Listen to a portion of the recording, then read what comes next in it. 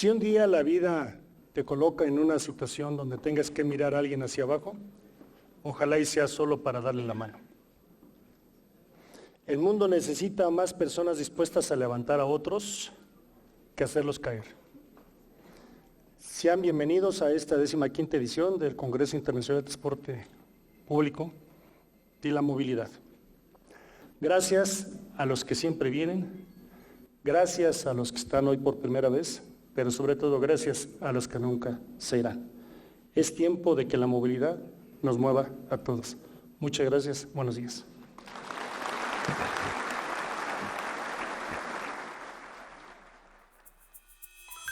En abril pasado se llevó a cabo la edición número 15 del Congreso Internacional de Transporte en el Auditorio Jaime Torres Bodet del Instituto Politécnico Nacional. Este es uno de los eventos más importantes y concurridos de su tipo, ya que reúne a transportistas expertos nacionales e internacionales, autoridades de los órdenes federal, estatal y municipal, así como empresarios, consultores, investigadores y académicos. El Congreso, cuyo lema es La Ruta del Cambio 2030 por su vinculación con los Objetivos de Desarrollo Sostenible de la Organización de las Naciones Unidas, tiene la finalidad de intercambiar experiencias, generar propuestas y convenir esfuerzos conjuntos en la búsqueda de un mejor país. Sobre si es suficiente el transporte público en la Ciudad de México y en el Estado de México, expertos señalaron que aún falta mucho por hacer, pero se ha avanzado. Uno de los principales retos que hay en la Ciudad de México, que ha habido, es que el sistema de transporte históricamente estaba fragmentado. Es decir, operaba de forma completamente separada el metro, que los trolebuses, que el tren ligero, el metrobús y el transporte concesionado. Entonces, parte del trabajo que se ha hecho ha sido la integración del sistema de transporte para entender que es un solo sistema de transporte y que para el usuario es irrelevante en la tecnología que se usa para moverse, con tal de que el viaje sea cómodo, seguro, rápido. Entonces, algunas medidas que se tomaron para la integración, por ejemplo, es la implementación de una tarjeta de movilidad que sirve en todos los sistemas de transporte de la ciudad, pero también, en el caso del transporte concesionado, la consolidación de transporte que se operaba individualmente en empresas de transporte que tienen programas, salarios en sus conductores, capacitación y unidades nuevas. En términos de cobertura de la red, lamentablemente la zona metropolitana de la Ciudad de México, las personas que tienen que hacer los viajes más largos, que muchas veces son de mala calidad, que tienen que venir desde el Estado de México a la Ciudad de México, que pueden ser inseguros, también son personas que pagan por viajes más caros. Por esa razón, en términos de la red de transporte de la Ciudad de México, que se ha expandido en los últimos años, se ha priorizado las zonas de la ciudad de alta densidad de población, pero que paradójicamente también son zonas de bajo ingreso y donde menos se había invertido en transporte público. El ejemplo de ello es la Sierra de Santa Catarina en Iztapalapa, donde se construyó la línea 2 de cablebús, o Cuautepec en la Gustavo Amadero, donde se construyó la línea 1, o la extensión de línea 5 de Metrobús a Xochimilco, y los proyectos de sustitución de microbuses en también zonas como Xochimilco, Cuautepec y Legaria. Cualquiera que diga que ya está resuelto los problemas de transporte y movilidad en una ciudad. Lo que es importante es que se ha avanzado, y se ha avanzado de tal forma que lo que se puede ver es una mejora en el servicio y una mejora en los tiempos de traslado para la gente, que es lo que más le importa, porque el tiempo que usan en transporte público, si es muy largo, le está quitando tiempo de otros aspectos de la vida, como estar en su casa, en su trabajo, en lugares de entretenimiento. Pues el reto es, si hay lugares donde, como no sé, Azcapotzalco, la red de microbuses que históricamente ha operado ahí son más de 450 microbuses y son operados individualmente. Los choferes no plantean el reto más importante porque los choferes podrán seguir trabajando como operadores con capacitación y con un salario y con prestaciones. El reto son los dueños. Eso quiere decir que hay que poner de acuerdo a más de 400 personas para que formen una empresa, se pongan de acuerdo cómo operar la empresa, cómo asumen responsabilidades y beneficios, etc. Entonces es un trabajo de mucho tiempo, de negociación, de escuchar a personas que llevan operando el transporte durante 30 años y que es un cambio radical en términos de cómo han operado el transporte. Tenemos elementos de nuestro sistema de transporte que llevan operando muchísimos años y que tienen que tener un programa de modernización y actualización. Pero incluso los proyectos o los sistemas de transporte que hoy son nuevos, en algún momento van a tener que tener un programa de actualización y modernización. Y eso siempre tiene que estar previsto en una ciudad. El reto más importante, sin duda, es regularizar el transporte público en el Estado de México, para que los que nos ven y nos escuchen vean la dimensión a lo que nos enfrentamos. Por cada transporte público regular que existe en el Estado de México, hay 4 regulares, es decir, 150,000 unidades regulares, es decir, combis, taxis, y hay circulando cerca de 800,000. Eso es la magnitud donde estamos y el gran reto que tiene este gobierno y a lo cual nos estamos abocando. ¿Cómo hacemos una regularización de una manera ordenada? Donde el transportista no se sienta perseguido ni asediado, donde hay una rectoría del Estado, pero lo más importante, donde el servicio sea mejor para la gente. Eso lo hemos hecho muy bien en nuestro plan de desarrollo. Lo que hemos generado son qué corredores vamos a intervenir, dónde va a haber mejor transporte público y lo más importante, que esto sea con base en estudios técnicos que nos digan la gente cuál es su deseo de viaje. Entonces, en el plan de desarrollo estamos pensando que vamos a hacer mínimo 30 nuevos corredores, es decir, corredores donde la gente se va a poder subir a un autobús eléctrico con aire acondicionado, con mejores condiciones, seguro, con cámaras, y la gente pueda llegar a un mejor destino con un mismo precio y más seguro. Y lo más importante, que la gente que se suba al Mexibus con su tarjeta se pueda subir luego al Mexicable con esa misma tarjeta. Luego, si quiere usar bici, haya bici pública, se pueda subir a la bici pública. Luego, con esa misma tarjeta tenga un descuento escalonado para su situación. Es decir, si esa tarjeta la usa un adulto mayor, ese adulto mayor, cuando ella o él vaya y tome el transporte, se le haga un descuento inmediato a ello. Y eso va de la mano con mejorar y renovar todo el parque vehicular del Estado de México. Es decir, que haya transporte público digno, que haya camiones eléctricos o de 10 Euro 5, Euro 6, que hoy en día prácticamente son los menos. Si hablamos del sistema de transporte en general de la Ciudad de México, a mí me parece que hay un concepto fundamental que hace falta, que es la integración modal. El metro funciona con una lógica, el Metrobús, muchas rutas están encima de las líneas del metro y se compiten en lugar de que se complementen. Por el otro lado tenemos los sistemas de baja capacidad, las combis que están en proceso de cambiar y demás. Entonces esa integración, tanto del diseño del sistema de rutas como de la integración intermodal, el tema tarifario, son los temas que se tienen que resolver, y eso se centra en un concepto que se llama un sistema integrado de transporte, que incluye la parte de las infraestructuras dedicadas al transporte, la parte de la gestión de todo el servicio, de toda la flota, de todas las rutas y que operen de manera complementaria, y la parte de las tarifas, justamente para que sean accesibles a las personas, pero también que resuelvan el tema del equilibrio financiero, ¿no? Que tenga los elementos suficientes para que siga progresando el sistema de transporte, pero de una manera armoniosa, y atienda a esas necesidades de movilidad que están cambiando. La ciudad es dinámica. La forma en que se mueven las personas, los puntos donde se satisfacen sus necesidades han estado cambiando. Entonces, tenemos que estar ajustando esa dinámica, ¿no? Esa estructura de las rutas para atender de una manera más eficiente estas necesidades de movilidad de las personas.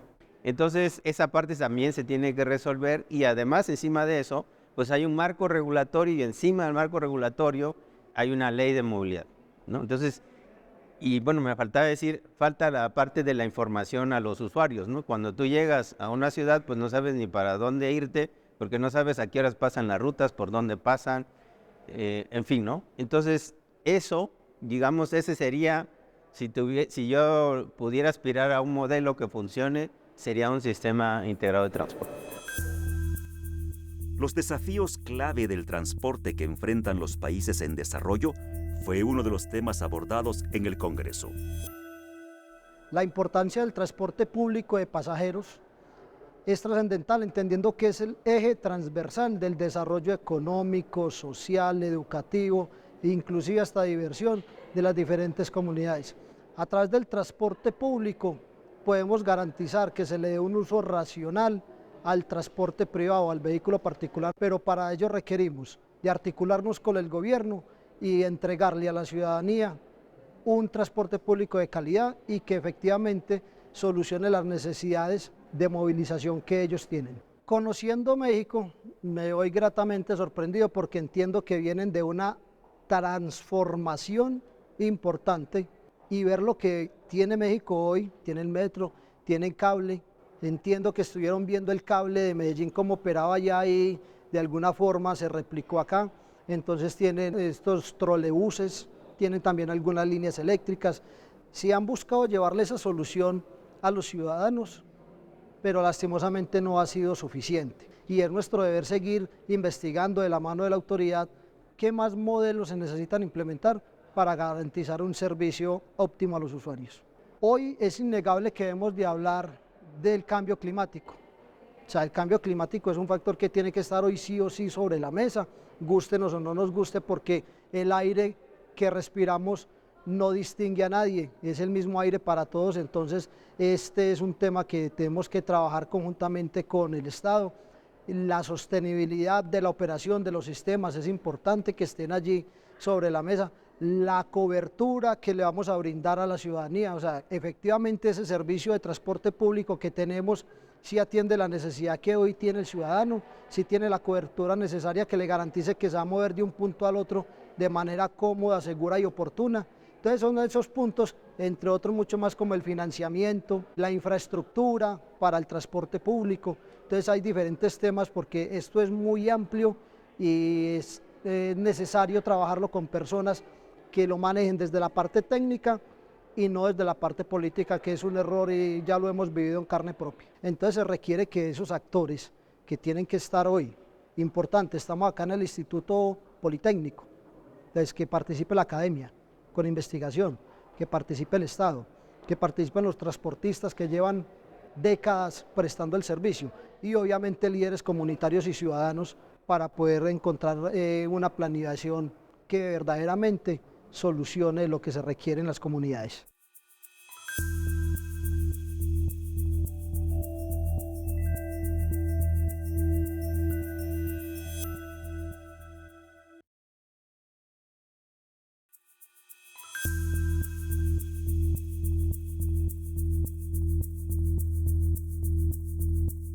La integración de los sistemas de transporte es un factor que tiene que estar presente en las autoridades al momento de la planeación urbana a mediano y largo plazo para que la ciudad no se fragmente. Así lo señaló uno de los investigadores que asistió al Congreso Internacional de Transporte. Tiene que ver con el hecho de que el sistema de transporte se mantenga a largo plazo. Y que preserve 4 dimensiones principalmente. La parte social, que es atender las necesidades de la población para que pueda desplazarse de un lugar a otro. La parte económica, que luego es la que se olvida, porque hay una tarifa con la que se recupera un ingreso y con eso se tienen que pagar todos los costos y los gastos derivados de la prestación del servicio. La parte ambiental es la otra dimensión y tiene que ver con que no estemos utilizando los combustibles fósiles, sino que busquemos otras alternativas para reducir la huella de carbono y la contaminación, que no solamente la padecen los usuarios de los automóviles o los que circulan en las calles, sino toda la población en general, porque todos respiran el mismo aire, las mismas emisiones contaminantes, y esos gases generan un efecto de calentamiento global y tenemos ahora el problema que estamos padeciendo, ¿no? Un calentamiento general, aumento de las temperaturas. También tiene que ver con la parte cultural, que tenemos que aprender como ciudadanos a no utilizar siempre el vehículo, la comodidad, sino pensar que cuando usamos recursos, ya sean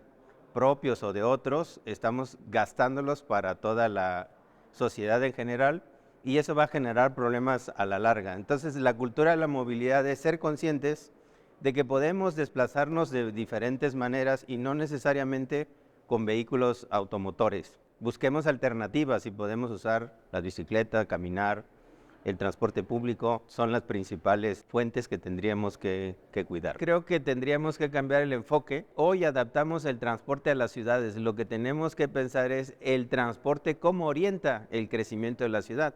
Y son los ejes de transporte justamente los que deberían permitir esa estructuración de la ciudad, ¿no? Y efectivamente tenemos un continuo urbano. La movilidad no conoce fronteras, ¿no?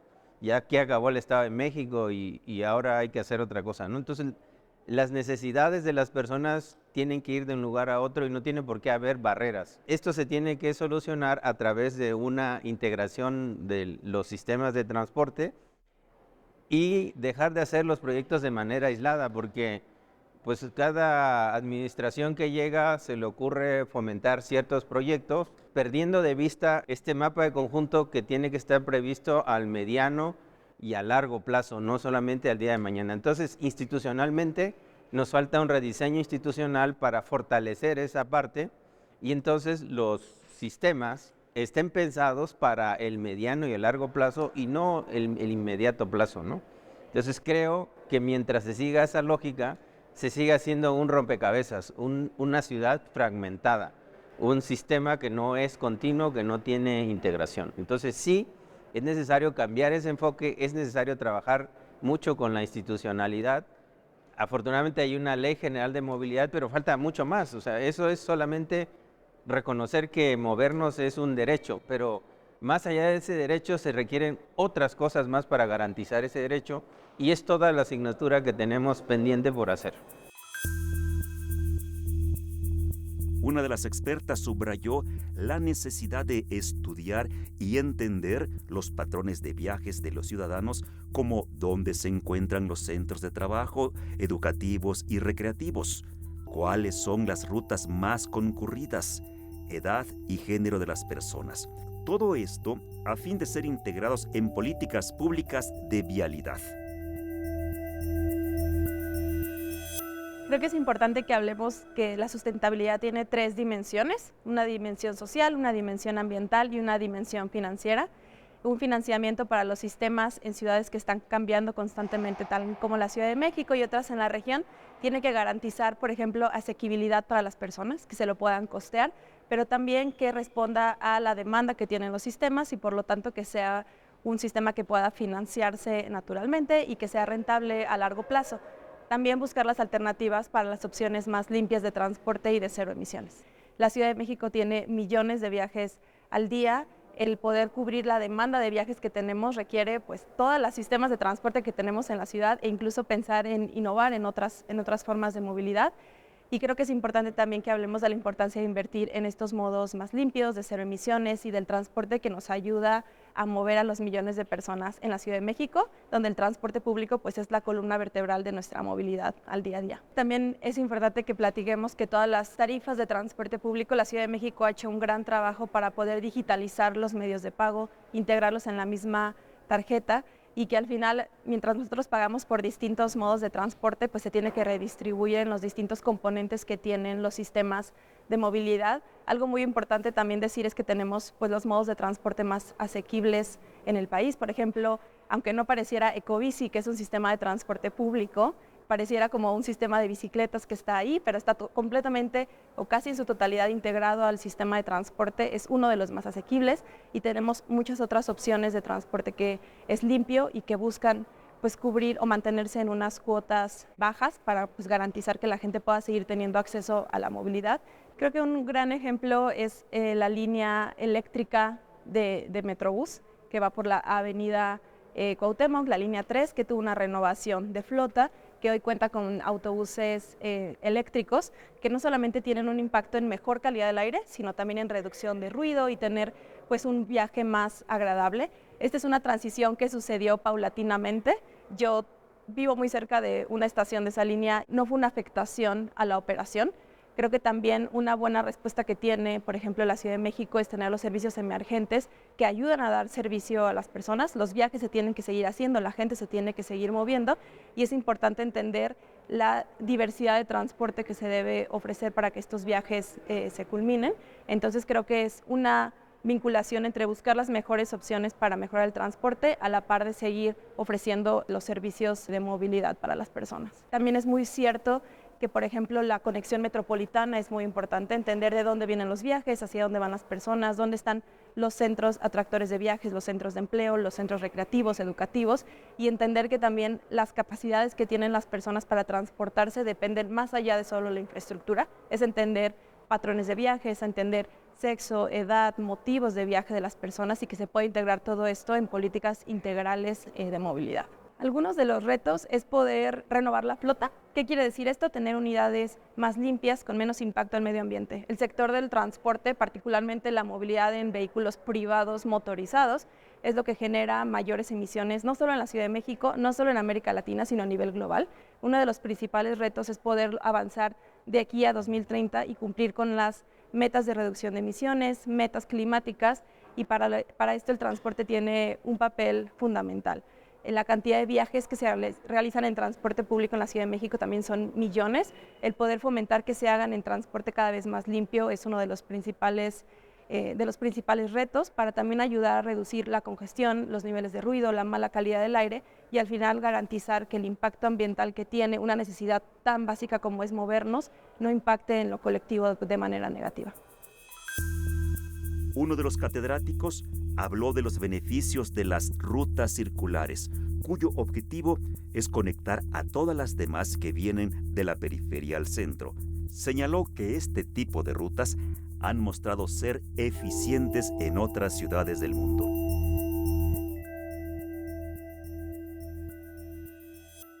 Lo último ha sido la parte de los teleféricos para mover personas. Si bien no son de mucha capacidad, pero sí son muy eficientes y además nos permiten llegar hasta zonas en donde cualquier otro modo de transporte sería complicadísimo. Y además no invaden mucho la parte urbana de la ciudad, que eso también es otra cosa fundamental.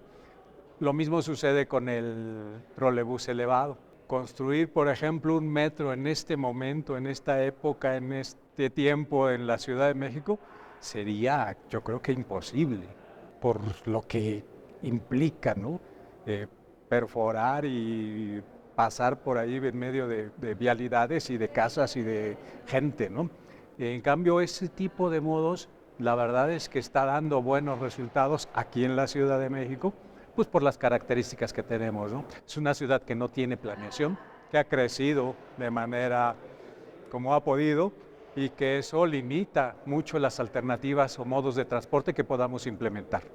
Y de ahí la necesidad de tener ideas y tener nuevas alternativas con lo que ya existe, con la tecnología que ya existe, pero llevarlas a camino a lo que necesitamos de nuestras zonas urbanas, ¿sí? Que son muy distintas cada una de ellas. Entonces hace que eso, que en un tramo, en unas partes de la ciudad, un modo de transporte sea bastante aceptable, por otro lugar no lo sea, ¿no?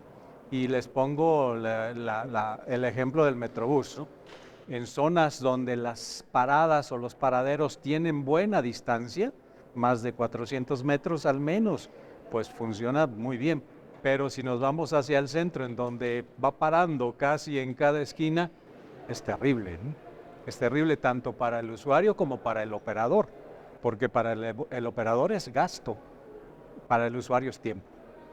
Y un sistema de ese tipo mueve gran cantidad de viajes en un tramo tan corto, con paradas tan cercanas, pues no pierde su eficiencia, ¿no? Algo que no se le ha puesto atención son las rutas circulares.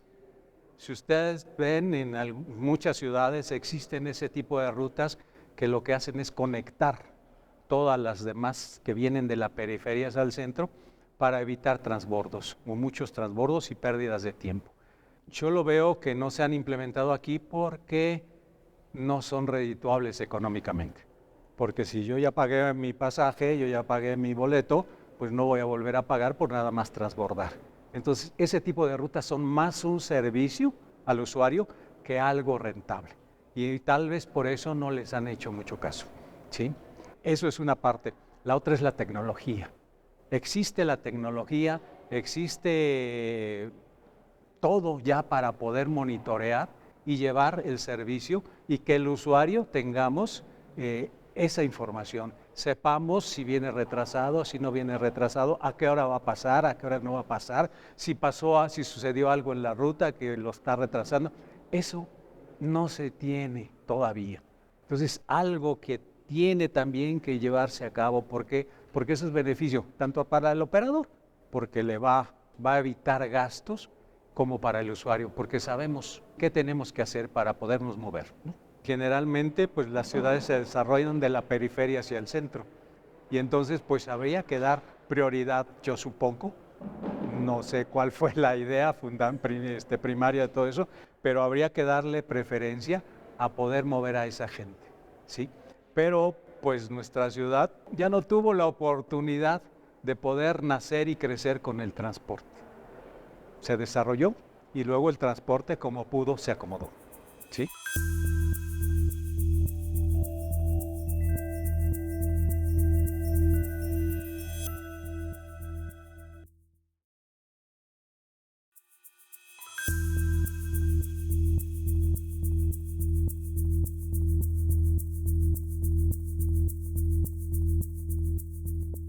Sobre cómo contribuyen a la sostenibilidad las grandes marcas, hablan algunos representantes de las empresas invitadas. Bueno, actualmente nosotros estamos ya fabricando autobuses con tecnología de emisiones Euro 6. Además de esto, el uso de energías renovables, tenemos ya un porcentaje bastante importante de que nuestro suministro de energía eléctrica viene o proviene de fuentes renovables, particularmente eso. Además tenemos el uso de reutilización del agua que utilizamos para ciertas actividades, un tema de potabilización y de reuso. Tenemos muchos rubros, ¿no? Entonces, una parte muy importante para nosotros es la producción. Entonces, en la producción nosotros, de todo el agua que nosotros consumimos, toda esa agua, el 50% la reciclamos y la reutilizamos. Entonces, eso es una manera de ayudar. Otra manera también es en la parte de todos los componentes que nosotros utilizamos, dígase madera, dígase papel, dígase material de oficina. Todos estos materiales nosotros el 98% los reutilizamos y los reciclamos. Y algo que es de lo más importante que tenemos es que ya tenemos a partir de este año el certificado de empresa neutra en emisiones de CO2. En relación al tema de las baterías y el reciclaje de las mismas, la marca líder en el mercado de baterías es la marca CATL, es la marca número 1 a nivel mundial. Y nosotros aquí en México, nuestra empresa LDR Solutions, Fotón México y CATL México, tenemos la representación técnica de la marca. Esto quiere decir que nosotros les damos servicio, diagnóstico, garantías y en su momento remanufactura, y posteriormente también va a estar el tema de reciclaje de las baterías. Aquí la parte crítica e importante es que este reciclaje y todo este proceso que comento es del mismo fabricante de la batería. Entonces esto obviamente va a contribuir mucho en el mercado para poder hacer buena disposición de este tipo de materiales. Nosotros como marca somos una marca global, entonces los diseños que se hacen no son exclusivamente para México, algunos de ellos son para algún tipo de segmentos, pero estos segmentos también tienen algún tipo de tropicalización. Entonces, ¿qué hacemos? Entonces, todo lo que estamos desarrollando y tecnología que tenemos en Alemania, por ejemplo, que es la que va a la cabeza, esa tecnología nosotros la bajamos aquí a México para poder tener los vehículos con mayor tecnología. Entonces, por ejemplo, en la parte de Euro 6, que es el portafolio de productos que estamos ahorita lanzando, este producto les puedo comentar que de acuerdo a lo que nos marca la norma, nuestros vehículos están entre un 60 hasta un 90% más limpios que lo que requiere la norma. Eso es por la parte de los vehículos a diésel. Ahora, en la parte de electromovilidad es cierto que los vehículos que se venden en Latinoamérica tienen otras necesidades que las que hay en Europa. Entonces, ¿qué es lo que hacemos? Por poner un ejemplo, en la parte del vehículo eléctrico que mostramos hace un par de meses aquí en México, les puedo comentar que toda la tecnología, tanto de ejes, baterías, tren motriz, dirección, todo eso viene de los vehículos que ya tenemos desde hace varios años en Alemania, simplemente los adaptamos al mercado mexicano. ¿Por qué? Porque las condiciones del mercado mexicano son más rudas que las que hay en Alemania, y de esta manera podemos tener un producto más robusto y también mucho más asequible para todo el mercado mexicano. De hecho, nosotros actualmente en México, nuestra oferta es completamente en tecnología Euro 6 o 100% eléctrico, es decir, cero emisiones. Entonces, para nosotros es importante cumplir ya con las normas aplicables en nuestro país e inclusive dar un paso más, ¿no? Entonces, justamente el estándar que tenemos nosotros es Euro 6. Acerca del trabajo que están realizando las grandes marcas para enfrentar el cambio climático rumbo al 2030, señalaron lo siguiente. La responsabilidad del transporte del cambio climático es muchísima. Cerca del 25% de las emisiones a nivel global son generadas por el transporte. En ese sentido, pues tenemos que esforzarnos en cambiar las dinámicas que tenemos, no solamente de movernos, sino en la electrificación, en la descarbonización de nuestros sistemas de transporte, con el fin de reducir esos números y poder ayudar a que realmente el cambio climático lo podamos detener. Independiente de lo que mostré, que prácticamente la empresa, obviamente en toda su cadena de producción, en toda su cadena de valor, tenemos como límite el 2050 llegar a un límite de 0 emisiones de carbono. Independiente de eso, Fotón ha avanzado desde hace más de 23 años en temas de nuevas energías. El primer vehículo híbrido que sacó la marca en China fue en el año 2000, el primer vehículo híbrido. De ahí hemos venido trayendo otras tecnologías, el vehículo 100% eléctrico y ahorita pues ya estamos en el tema del hidrógeno. Entonces Fotón lo que está haciendo es poner toda la tecnología, desarrollando tecnología, pues para poner toda la gama de producto lista para los clientes, que es lo que se necesita, e incluso vamos un paso más adelante. Ya tenemos más de 1000 de autobuses de hidrógeno rodando, incluso en unas visitas que hemos podido hacer como invitados a la planta en China, siempre te transportan en autobuses de hidrógeno. Allá debe andar de alrededor, yo creo, más de 900 autobuses de hidrógeno funcionando. Otro país es Chile, Australia, y ahorita nosotros como México también somos punta de lanza para este tipo de tecnología. Nuestra producción tiene que ser también CO2 neutral, ¿no? ¿Qué quiere decir esto? Que utilicemos justamente la energía de fuentes renovables, que tengamos un uso conveniente de los recursos, que tengamos justamente que nuestros productos y la producción de nuestros vehículos sean 100% productivos.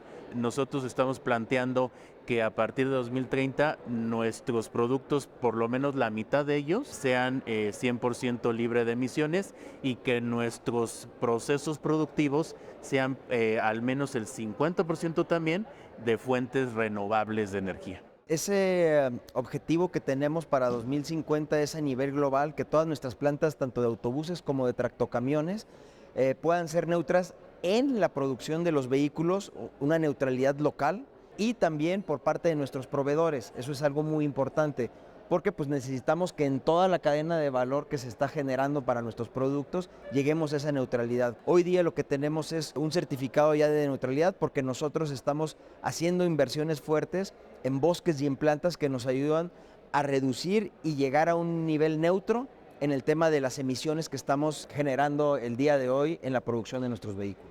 Cada que vayan ustedes a adquirir algún tipo de productos, pensar en toda esta parte de sustentable y todo lo que hay detrás de los productos, para de esa manera asegurarnos que estamos comprando productos que en realidad están invirtiendo en la reducción de huellas de carbono, y también invitarlos. Una parte en la que podemos colaborar en el día a día es utilizar el transporte público, que de esa manera ayudamos a reducir el tráfico, ayudamos a reducir emisiones y bueno, vamos a tener una sociedad mucho más amigable. No debemos de perder de vista que un vehículo eléctrico, aun y cuando con su dependencia, o en países como el nuestro, la energía todavía es de origen fósil, de alguna manera la energía eléctrica, que aun y con este inconveniente, pues obviamente el vehículo eléctrico es mucho más eficiente para el medio ambiente. Y obviamente este comentario no va para que dejemos de trabajar en el tema de que nuestra energía eléctrica como país, pues debemos de avanzar para que sea de manera más sustentable la generación. Principalmente es esto, ¿no? Que el vehículo eléctrico, ya ni hablemos del de hidrógeno que todavía está más adelante, llega a ser mucho más eficiente, tanto obviamente en el tema del uso, y por ejemplo también es muy importante el tema de mantenimientos. Un vehículo eléctrico, pues ya no tenemos obviamente motor de combustión, en muchos ya no tenemos transmisiones, ya no hay bujías, no hay cambio de aceite, no hay filtros, no hay bandas, el mantenimiento es mucho más económico. Entonces, prácticamente por donde lo veamos, pues es un vehículo mucho más eficiente. Hay objetivos que tenemos, eventualmente tenemos que llegar a eso, pero como lo comenté también, es una transición que tenemos que primero empezar a cambiar o actualizar vehículos que están ahí en la calle, que son vehículos EPA 98 tal vez, decía más o menos unos datos, que de 7 vehículos EPA 98 que están ahí en el mercado, emiten las mismas emisiones o mismos contaminantes que 100 vehículos de las nuevas tecnologías, hablando de los 2 de diésel. Entonces, sí, tenemos que pasar primero a actualizar esos vehículos, después es empezar a reestructurar las ciudades para ir cada vez más a vehículos BRT, y después de eso, trabajando con el gobierno, con la sociedad, armadoras y transportistas, poder llegar a esos vehículos eléctricos que ya son hoy día una realidad, simplemente que tenemos que hacerlo de manera responsable para poder tener un sistema totalmente sostenible. Henry Ford, él era un fiel creyente de que los vehículos eléctricos para las ciudades era la solución. Si él en su momento, una persona de ese tamaño, ya lo decía desde esos tiempos, yo coincido totalmente con él. Y con las pruebas que hemos hecho, los clientes que hemos podido ofrecerles y venderles nuestros productos, nos hemos dado cuenta la cantidad de emisiones de CO2 que dejan de emitir. Sin duda alguna, el vehículo eléctrico para las ciudades, para carga, para uso particular, bien democratizado, o sea, a un precio accesible, es la mejor solución, sin duda alguna, en mi opinión.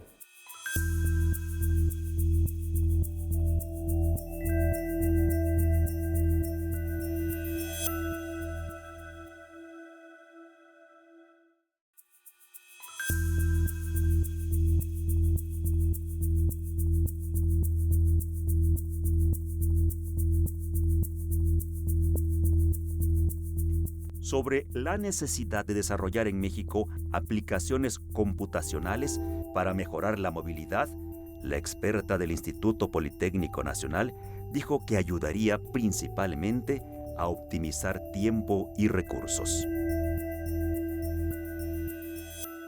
Me parece que es un tema bastante amplio y bastante variado. Creo que del lado de ser un profesor es importante que podamos entender cómo aplicar lo que vemos en el aula y en dónde lo podemos aplicar, en qué tipo de aplicaciones, en qué tipo de software. ¿Para qué? Para que nuestros ingenieros, en este caso ingenieros en transporte, puedan hacer diversos proyectos con referente a la movilidad. Vamos desde lo micro hasta lo macro, ¿no? Podemos empezar hablando desde una pequeña intersección hasta el desarrollo a lo mejor de líneas macro de transporte. Es importante poder entender cómo aplicar la teoría a la práctica y de la práctica al software, porque podemos ver desde software aplicado únicamente a proyectos, pero también a este tipo de situaciones, ¿no? En Vancouver, por ejemplo, el transporte está pegado a Google Maps y en nuestro caso no es así. En Ciudad de México no sucede de esa manera. A lo mejor únicamente te marca la ruta de transporte, pero únicamente te va haciendo como, digamos, las paradas, ¿no? Cada estación, cada estación. En Canadá sucede que en mismo Maps ya tiene como un convenio específico con empresas tanto privadas como la parte pública, en donde ya tienen exactamente cómo va el programa específico de cada ruta de transporte. Ahora, esto también es un trabajo conjunto, porque no nada más es, bueno, vamos a ver, hablamos con Maps. Tiene que ver también con el tema de la operación de cada sistema de transporte. El que podamos entender que un ciclo, digamos, de una ruta de transporte y la frecuencia de cada una de las unidades salga en tiempo y forma, es de vital importancia, porque tampoco podemos, no todo es aplicable al tiempo real. Por ejemplo, Ciudad de México no tiene tantos sistemas en tiempo real. A lo mejor ahí dice, viene en 3 minutos y pasó en 7 minutos. El margen de error sigue siendo bastante amplio. Pero tenemos que ir y ver hacia el futuro, hacia la tecnología, y bien hablábamos de la multidisciplinariedad, que podamos integrar también a otras áreas, no solamente a la gente de movilidad, a la gente que está estudiando el transporte. Tenemos ingenieros en telemática, tenemos ingenieros de sistemas computacionales, del mismo Instituto Politécnico Nacional, que también pueden hacer un equipo en conjunto y poder armar todas estas bases de datos, y no solamente que se quede como en un proyecto, sino que pueda realmente sumarse. Pero para eso también necesitamos a las autoridades, que sean parte de los aliados, ¿no? El objetivo de las aplicaciones, personalmente creo que es que podamos optimizar tiempo y recursos. Bien sabemos que antes de que existiera toda esta tecnología aplicada al transporte, todo lo hacían manualmente, ¿no? Al día de hoy, la misma Secretaría de Movilidad ahora ya también exige que podamos implementar software especializado para poder decirles, oye, ¿sabes qué? El impacto del nuevo proyecto va a ser tal cosa y estuvo desarrollado con tal software, pero ya traigo números en mano. y de alguna manera es comprobable. Entonces, la aplicación de cualquier tipo de tecnología aplicada al transporte es que podamos optimizar y que podamos también tener otras opciones y ser susceptibles al cambio, ¿no? Porque el transporte que tenemos el día de hoy cubre ciertas necesidades del día de hoy. Mañana seguramente a lo mejor tendremos otros modos de transporte o seguramente ya estaremos más a la vanguardia con sistemas, digamos, dicen, ¿no?, los futuristas, ya vehículos que vuelen. Es muy importante que también que podamos movernos hacia el cambio, ¿no? O sea, justamente el lema de este 15º Congreso es ver hacia el 2030. ¿Qué necesitamos hacia el 2030? Entonces, justamente la tecnología aplicada a todo esto tiene que ser susceptible a todos estos cambios. Creo que el tema de todos los días en cada una de las personas es llegué tarde porque había mucho tránsito, ¿no? Todos los días. Entonces, ¿qué necesidades necesitamos cubrir al día de hoy? Al día de hoy no existe una hora de máxima demanda. No es una hora ahora, son periodos de máxima demanda, ¿no? ¿Qué necesidades? ¿Cómo podemos cubrirlo? Tenemos mucho transporte público, pero desgraciadamente la sociedad dice, no, yo no me subo porque va lleno, porque no me siento segura. ¿Qué podemos hacer por ahora? O sea, al día de hoy, con lo que tenemos, ¿cómo mejorarlo? Y en miras hacia el 2030, ¿cómo cubrir en realidad ya bien estas necesidades? La parte de la inclusión también es súper importante, que podamos tener espacios también dentro de las unidades, dentro de la misma infraestructura del transporte, como los parabuses, que sean seguros, que tengan sombra, que nos puedan cubrir, porque al final, en cualquier momento, nosotros podemos estar en un coche, pero en algún punto también somos peatones, ¿no? Y en algún punto también tenemos la necesidad de tomar el transporte público. En general, creo que es necesario que podamos integrar las necesidades reales, que se escuche a la sociedad, que tanto las autoridades como las empresas privadas que se encargan de desarrollar todos los tipos de proyectos de transporte escuchen las necesidades reales. Y otra cosa súper importante, que las personas que están al frente de este tipo de proyectos sean personas que tengan la preparación necesaria.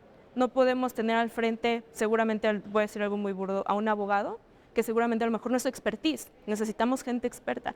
Y sí, claro, podemos formar un equipo multidisciplinario en donde el abogado vea el tema justo de derecho, ¿no? Derecho de transporte, bla, bla, bla.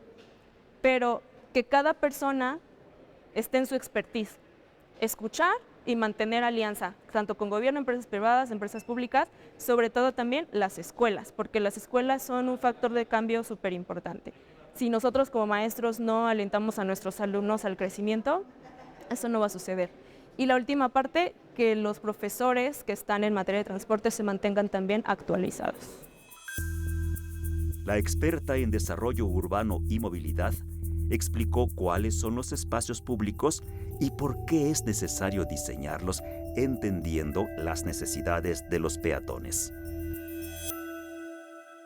Mira, desafortunadamente tenemos una mala concepción de los espacios públicos. Cuando nosotros hablamos de espacios públicos, pensamos inmediatamente en áreas recreativas, ¿no? En los parques, los jardines, los centros deportivos, pero realmente el espacio público es todo, incluyendo las banquetas, ¿no? Hablando de los espacios que nos sirven para movernos de un lugar a otro, para obviamente llegar a nuestro destino, ya sea de trabajo, la escuela, trámites, el cuidado. Entonces creo que uno de los principales problemas es una mala percepción de cómo atender esos espacios públicos. La unidad mínima del análisis de la movilidad es el peatón y la infraestructura para los peatones y las peatonas es la que menos se procura. Todo el presupuesto normalmente está enfocado a construir vialidades, a desarrollar más espacios para el automóvil, mientras que la mayoría de las personas nos movemos en transporte público o caminando. Hasta hace algunos años el paradigma todavía era otro, ¿no? Cuando hablábamos de transporte y movilidad pensábamos en la movilización de los vehículos y de las mercancías. Hasta hace pocos años, más o menos 10, 15 años, empezaron desde la parte institucional a cambiar este enfoque y las secretarías que antes eran de transporte, tránsito, movilidad, ahora se convirtieron en secretarías de movilidad. Quiere decir que bajaron a la escala humana el análisis para entender que lo que necesitamos movernos somos nosotros. Las ciudades están diseñadas para que nos movamos las personas, no para que movamos a los vehículos. siempre pensamos de una manera muy cuadrada, ¿no? Que las necesidades de la movilidad deben de cumplir las normas técnicas, una banqueta debe de tener el espacio nada más, o cuando les hablas de presupuesto, dicen, híjole, ¿qué es prioridad? ¿No? A lo mejor no entran en las prioridades, sin entender que justamente las ciudades las estamos haciendo hostiles nosotros. Me encantaría preguntarle a una persona que anda en silla de ruedas, que trae un carrito para el súper, que va empujando una carreola, ¿cuál ha sido su experiencia? Es imposible moverte en la ciudad con estos aditamentos. Entonces, las ciudades han sido hostiles porque no hemos volteado a ver realmente las necesidades de las personas. Un ejemplo que me gusta poner mucho, cuando ponemos un parque, ¿no? Es un parque nuevo, y de pronto con el paso de los tiempos nos damos cuenta que hay una franja en medio del pasto que se ha marcado. Y dicen, es que ¿por qué la gente no se educa? ¿Por qué si le hice la senda, por qué la gente pasa por aquí? Porque no entendiste que su línea de deseo era esa. Tú llegaste a imponer un diseño de un espacio público sin entender que la gente llegó antes y ella ya se movía justamente en esa línea de deseo. Entonces creo que nos falta diseñar entendiendo las necesidades específicas. Muchas ocasiones he escuchado comentarios de que dicen es que las ciudades en México no están planificadas o no tenemos la regulación que tendría que haber para la planeación justamente de estas ciudades. Pero no es así. México es uno de los países que tiene muchos instrumentos de planeación que te ayudan justamente a la toma de decisiones. El problema es que del papel a los hechos no siempre es muy fácil. O sea, están los instrumentos, la parte normativa que te ayuda a decir que sí puedes y que no puedes hacer, pero al momento de tomar las decisiones, no siempre se toman las decisiones con una visión técnica. Se toman las decisiones en función de necesidades muy particulares y en muchas ocasiones también atendiendo a grupos poblacionales que no son los más visibles, que los proyectos son tal vez no tan llamativos, ¿no? Entonces, estamos hablando de que, por ejemplo, el caso de Cancún, ¿no? Es una ciudad que voltea a ver a la zona turística porque obviamente es una ciudad que tiene una vocación turística, pero si tú te vas a la zona en donde vive la gente, es un Cancún muy distinto al Cancún que habita, ¿no? En la zona hotelera, o que la población flotante puede ser mayor de la población que vive ahí. Creo que las necesidades no es que no se tomen en cuenta en los instrumentos de planeación, sino que falta que se aterricen y que se crean las condiciones para que esos instrumentos de planeación se ejecuten de la manera correcta. También explicó los programas que se están desarrollando para evitar el acoso en los espacios públicos de la Ciudad de México. El tema del acoso a bordo del transporte público y en los espacios públicos, para poder atenderlo hay que visibilizarlo. Hasta hace muy pocos años el tema del acoso no se volteaba a ver y era algo que a las propias mujeres nos causaba pena expresar y decir que habíamos sido víctimas de esto. Afortunadamente ahorita a nivel nacional ya hay estrategias que se están desarrollando. Recientemente el INMujeres y SEDATU sacó unos lineamientos para prevenir los acosos a bordo del transporte público y entonces lo que hace es que desarrolla un programa de capacitación primero para las personas que están operando el transporte público, para saber cómo pueden reaccionar ante un hecho de ese modo. Por el otro lado, también a las personas tomadores de decisión, porque las personas desde la parte institucional, desde la parte de la gestión y la operación del transporte público, tampoco creían que el acoso fuera un problema de la magnitud de la que es. Entonces, hablamos primero de capacitación, de visibilización, de generar información, pero también necesitamos mecanismos legales, ¿no? Para garantizar que todo el proceso, cuando haya una denuncia, no sea de revictimizar a la víctima, de decirle no hagas la denuncia porque tal vez te vas a tardar más tiempo. Además también generar información, porque normalmente las presas más comunes del acoso, sí, yo no digo que los hombres no sean presas del acoso porque todas las personas lo hemos sufrido, pero estadísticamente es más alto en las mujeres. Y no hay cifras y no hay estudios que nos comprueben, pero los grupos más vulnerables son las niñas a partir de los 11, 12 años, por sus condiciones, porque normalmente son las niñas las que no van a levantar la voz, las que se van a intimidar más fácil, pero no hay cifras de esto, no hay estudios que lo comprueben. Entonces, lo que primero tenemos que hacer es generar justamente esta información para poder saber cómo podemos atenderlo. Y por el otro lado también la infraestructura sirve mucho. No va a ser culpa tampoco de la víctima ni de las condiciones urbanas, pero son muchos elementos. Si es un espacio donde no hay luz, está inseguro, está solo, pues va a generar las condiciones para que esa persona se encuentre en una condición de vulnerabilidad. Normalmente hablábamos de las necesidades de las mujeres al movilizarnos, porque sí tenemos diferencias, nos movemos en horarios diferentes, acompañadas, normalmente de compras, tenemos otros patrones de movilidad, pero pocas veces hemos volteado a ver, ¿no?, el papel de las mujeres como personas tomadoras de decisión, como mujeres especialistas, pero cada vez se está abriendo más estos espacios, son muestra de ello, ¿no?, que antes normalmente en México, según la Secretaría del Trabajo, nos dice que en el sector transporte, por ejemplo, no más del 3% es prestado por mujeres. De ahí en fuera es un sector sumamente masculinizado. Entonces, ¿cómo queremos repensar estos servicios del transporte? ¿Cómo queremos replantear una nueva visión cuando desde adentro la participación de las mujeres todavía no ha sido representativa? Entonces, para que las mujeres podamos opinar al respecto, tomar decisiones y decir lo que necesitamos no nada más ser vistas como usuarias, sino también tomando decisiones, planificando, generando información, desarrollando estudios, prestadoras de servicio, operando, ¿no?, arreglando un camión, siendo parte de la cadena de servicio, ¿no?, como cualquier proveedor que podría ofrecer estas facilidades. Finalmente, se mencionaron los retos del transporte público con miras al 2030.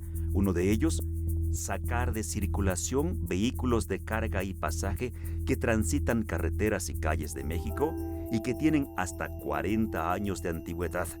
Señalaron la apremiante necesidad de sustituirlos por vehículos seguros y amigables con el medio ambiente.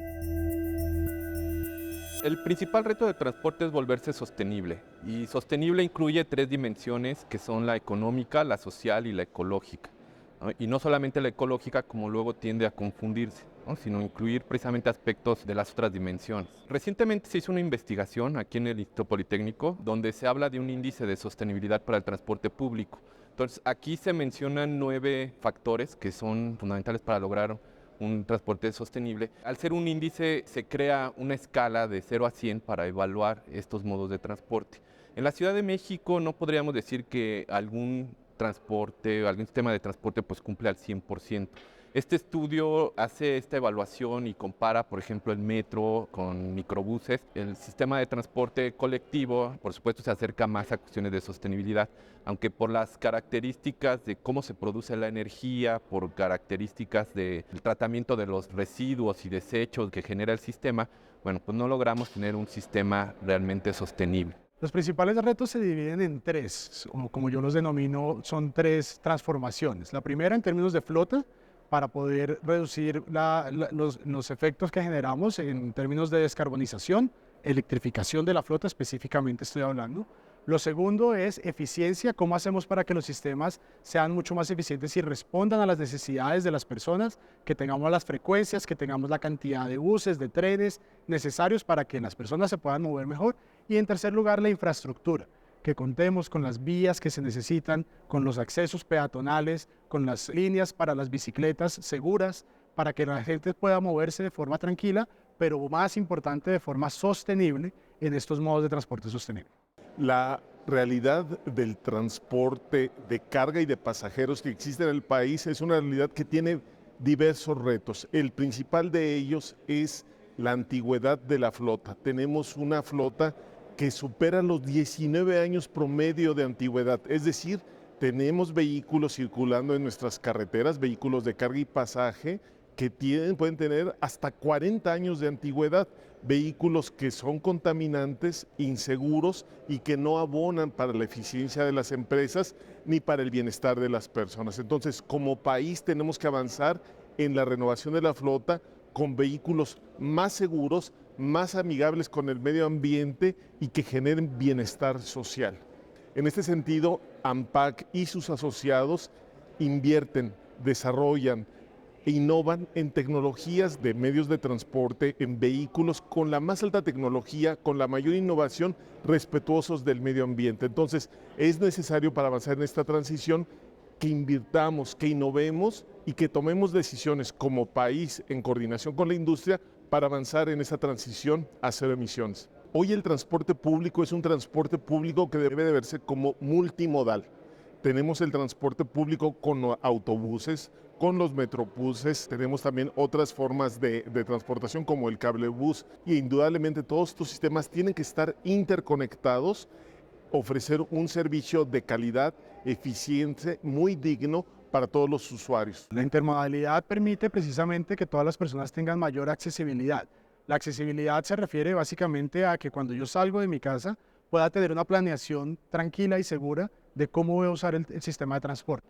Inicialmente yo debería poder caminar en un lugar donde sea seguro caminar, montarme en una bicicleta si es el caso y acceder a cualquiera de estos sistemas de transporte, como es el cable, como es el tranvía, como es el metro, como son los buses, como son todos los sistemas de transporte público que ayudan a que yo pueda terminar mi viaje de una forma segura, pero también limpia. Es fundamental que entendamos que el cambio climático va a tener consecuencias importantes en cómo entendemos la vida, desde el punto de vista del agua, desde el punto de vista de cómo nos relacionamos con el mundo entero. Mi visión es que tenemos que acelerar en la transformación. Necesitamos electrificar nuestras flotas, necesitamos reducir la cantidad de emisiones que estamos teniendo en las ciudades con el fin de poder frenar un poco lo que estamos viviendo.